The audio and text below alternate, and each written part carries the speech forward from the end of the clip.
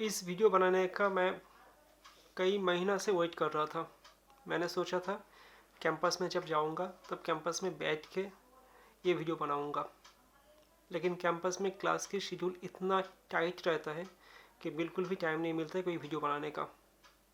और साथ में कुछ प्रॉब्लम भी है, पर्सनल प्रॉब्लम, जो कुछ लोगों को पता है। तो उसके रीज़न से मैं अभी घर में बैठ के ये वीडियो बना रहा हूँ। बता देते हैं कि पिछले साल मतलब इस साल ही मेरा SNFTI में एडमिशन हो गया और सिनेमाटोग्राफी में, जिसके लिए मैंने पिछले 3 साल से तैयारी कर रहा हूँ।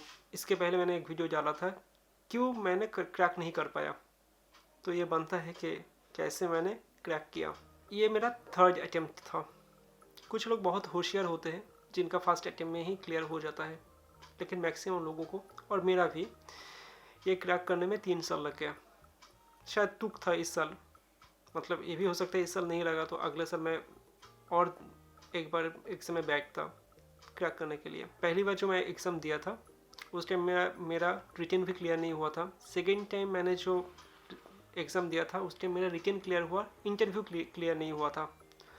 और 3rd अटेम्प्ट में मेरा एक मतलब रिटन भी क्लियर हो गया और इंटरव्यू भी क्लियर हो गया। तो यही मैं बोल रहा था कि जो परसिस्टेंस मैंने पिछले 3 साल कॉन्टीन्यूसली प्रिपेयर करता रहा, तो मुझे जो लगता है मेरा जो जो तरीका सही बैठ गया इस बार, वो है कंसिस्टेंस प्रिपरेशन। मतलब मैं जब पहली बार जब एग्ज़ाम दिया था या सेकेंड टाइम जब एग्ज़ाम दिया था उसके और जो 3rd टाइम मैं एग्ज़ाम दिया था, मैं अगर खुद से मतलब कंपेयर करूँ, फर्स्ट टाइम से ज़्यादा मेरे पास जानकारी थी और नॉलेज था, इन्फॉर्मेशन था। सेकेंड टाइम से ज़्यादा इन्फॉर्मेशन और नॉलेज था मेरा 3rd अटेम्प्ट में। मैं हमेशा मानता हूँ कि ये जो जर्नी है, ये जर्नी मतलब अकेले की जर्नी नहीं है। As a film maker you need to collaborate with all your fellow जो फिल्म मेकर्स हैं उनके साथ। मतलब आप अकेले फिल्म नहीं बना सकते। मैंने कोशिश किया और एक साथ प्रिपरेशन करने की इसलिए मैंने ग्रुप बनाया, इसलिए मैंने मेरा जो एक्सपीरियंस है मैं यूट्यूब में कंटिन्यूसली डालता रहा। मैंने कोरा में भी आपने देखा होगा, अगर किसी ने देखा होगा तो उसमें भी क्वेश्चन का आंसर देता रहा, ताकि मैं कंसिस्टेंटली उसके साथ टच में रहूँ।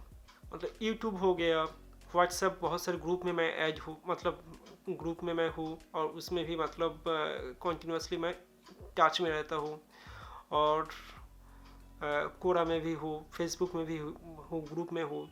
तो इसके लिए मेरा जो प्रिपरेशन था, मेरा जो कंसिस्टेंट प्रिपरेशन था और इन टच में मैं हमेशा रहा, तो ये मेरा तरीका था कंसिस्टेंट प्रिपरेशन के और तैयारी करने की। जितने प्रीवियस ईयर्स के सब्जेक्टिव क्वेश्चन था उसका आंसर मैंने लिखा था। उसके बाद मैं खुद से वो मतलब रिव्यू करता रहा उसका कि कौन कितना अच्छा हो सकता है। और मेरा याददाश्त उतना ज़्यादा अच्छा नहीं है, मतलब मैं भूल जाता हूँ, बहुत जल्दी भूल जाता हूँ। इसलिए मैं क्या करता हूँ, बार बार पढ़ता हूँ। जैसे एक हफ्ते बाद दोबारा वो क्वेश्चन को मैंने देखा, मैंने क्या लिखा था मैंने, और उसको कैसे और भी अच्छा मैं कर सकता हूँ। और अगर कुछ इन्फॉर्मेशन चाहिए होगा इंटरनेट में, वो इंटरनेट में सर्च करके रखता था कि ये इन इन्फॉर्मेशन से मैं और भी अच्छा बना कर सकता हूँ। और एक जो मतलब मैं करता था, जैसे बिरजू महाराज कौन सा डांस करते हैं, फेमस फॉर व्हिच डांस, तो बिरजू महाराज कथक के लिए फेमस है। तो मैं जाके यूट्यूब में जाके बिरजू महाराज का कोई डांस देख लिया, तो वो दिमाग में बैठ जाते हैं, अच्छा हाँ बिरजू महाराज कथक डांस करते हैं। या भीमसेन जोशी क्लासिकल सिंगर है, तो Bhimsen Joshi famous for what, classical song, तो मैंने भीमसेन जोशी का एक गाना सुन लिया। तो ऐसे धीरे धीरे धीरे धीरे मेरा कुछ चीज़ें, मतलब ऐसा नहीं है मैं आज के दिन में मुझे सब कुछ याद है या सब जानता हूँ, ऐसा बिल्कुल नहीं है। लेकिन 1 साल पहले या 2 साल पहले मैं जितना जानता था, आज के डेट में मैं उससे थोड़ा ज़्यादा जानता हूँ। वो मूवी का एक वॉच लिस्ट बना लिया, और जो मैं देखता था उसको ग्रीन कर देता था कि ये मैंने देख लिया, इसका थोड़ा सा कहानी ये है और ये मतलब यहाँ का मूवी है, इसका डायरेक्टर ये है, सिनेमाटोग्राफर ये है, ऐसे एक मैं एक्सेल शीट में बना लिया था। एक मूवी को बार बार देखना है, पहले तो आपने देख लिया, एक बार वॉच कर लिया एंटरटेनमेंट के लिए, जैसे कहानी पता हो, सेकेंड टाइम आप जब मूवी देख रहे हैं तो उसका डायरेक्शन एस्पेक्ट से आप देखिए, अगर आप डायरेक्शन में अप्लाई करना चाह रहे हैं, एडिटिंग कितना अच्छा है उस मूवी का, ऐसे आप देख लीजिए। और लिखना पड़ेगा आपको, राइटिंग अच्छा होना पड़ेगा। स्पेलिंग मिस्टेक भी हो सकता है, कोई बात नहीं, मतलब एक दो मिस्टेक हो सकता है, लेकिन आपका जो भावना है, ठीक है, आपका जो इन्फॉर्मेशन आप जानते हैं उसको कितना अच्छे से आप बता सकते हैं, कॉन्वे कर सकते हैं। आपको लिखना पड़ेगा, या तो हिंदी में या तो इंग्लिश में, जो भी है, और जितना अच्छा आप लिख सकते हैं वो ठीक है। जो जिनका इंग्लिश बैकग्राउंड है उनका इंग्लिश में प्रॉब्लम नहीं होता है, जिनका हिंदी बैकग्राउंड है उसका हिंदी में प्रॉब्लम नहीं होता है। लेकिन जो हिंदी और इंग्लिश बैकग्राउंड का नहीं है, जिसका मदर लैंग्वेज कुछ और है, जैसे गुजराती, मराठी या बंगाली या तमिल, तेलुगु, तो उनके लिए अगर उनका बैकग्राउंड मतलब एजुकेशनल बैकग्राउंड इंग्लिश नहीं है, तो उनका एजुकेशनल बैकग्राउंड हिंदी भी नहीं है, तो उनके लिए थोड़ा मुश्किल होता है इंग्लिश में लिखना।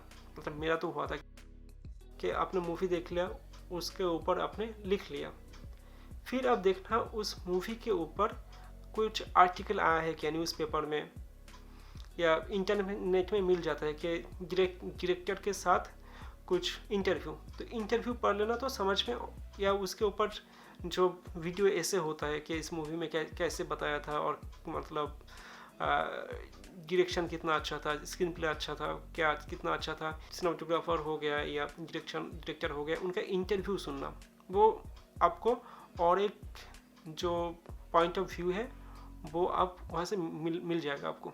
यूट्यूब का बहुत सारे चैनल्स है, जैसे नो फिल्म स्कूल्स, मतलब बताने की ज़रूरत नहीं है, आप सबको पता है। तो यहाँ पे जाके आपका जो रिलेवेंट स्किल, रिलेवेंट जो डिसिप्लिन है, उस रिलेवेंट डिसिप्लिन का आप मतलब जो समझ और भी ज़्यादा आपको करना होगा। मैंने किया था कि बहुत सारे यूट्यूब चैनल भी है बहुत लोगों का, जो ऐसे प्रिपरेशन में बहुत मदद करते हैं।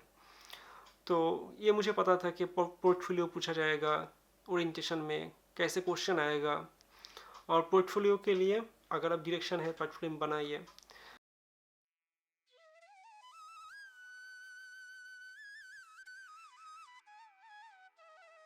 अगर आपका एडिटिंग है तो एडिटिंग का कुछ सैंपल आपके पास होना चाहिए।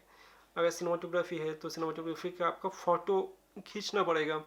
मैंने भी फ़ोटो खींचा था, फ़ोटो खींचता रहा। एक फ़ोटो के ज़रिए एक कहानी बताना, ये बहुत ही इम्पोर्टेंट होता है। मतलब अच्छा लगा, मतलब ब्यूटी, सीरीन ब्यूटी, लैंडस्केप की फ़ोटो बहुत अच्छा है। लेकिन उसके साथ मैंने पोर्टफोलियो कैसे सिलेक्ट करना है, इसके भी एक वीडियो डाला था मैंने, अगर चाहे तो आप देख लीजिए।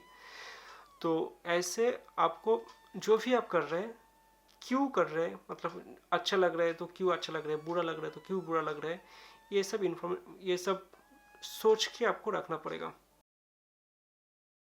एक चीज़ मैंने बोलना भूल गया था, एक किताब जो आपके डिपार्टमेंट का सबसे अच्छी किताब है, मतलब जो माना जाता है, जैसे सिनेमाटोग्राफी के लिए 5 C's ऑफ सिनेमाटोग्राफी, या स्क्रीन प्ले राइटिंग के लिए स्टोरी, उस किताब से डायरेक्टली क्वेश्चन नहीं आएगा, लेकिन अगर वो किताब आप पढ़ेंगे तो आपका जो सब्जेक्टिव जो आंसर आप करेंगे उस टाइम और भी अच्छे से आप क्वेश्चन को समझ पाएंगे और आंसर दे पाएंगे। तो मूवी देखना, सब्जेक्टिव के लिए प्रिपरेशन करना, लेकिन एक ही साथ में आपके डिपार्टमेंट का, आपका डिसिप्लिन का जो सबसे अच्छा किताब माना जाता है, एटलीस्ट एक किताब आप पूरा पढ़ लेना।